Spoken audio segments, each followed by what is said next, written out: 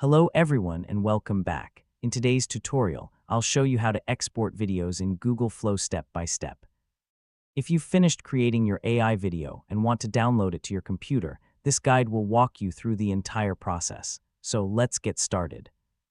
First, open your web browser and visit the official Google Flow website. Sign in with your Google account and open the project containing the video you want to export. Once your project loads, preview the video from beginning to end. Make sure you're satisfied with the visuals, camera movements, and overall quality before exporting. If you notice anything you'd like to improve, make your edits first and save the project.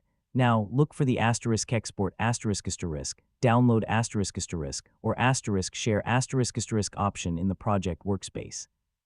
Depending on the latest version of Google Flow and your account, the export options may vary. Click the appropriate button to continue. If export settings are available, choose the video quality that best suits your needs. For YouTube or professional content, select the highest resolution available. You may also be able to choose the file format, frame rate, or aspect ratio, depending on the features included in your version of Google Flow.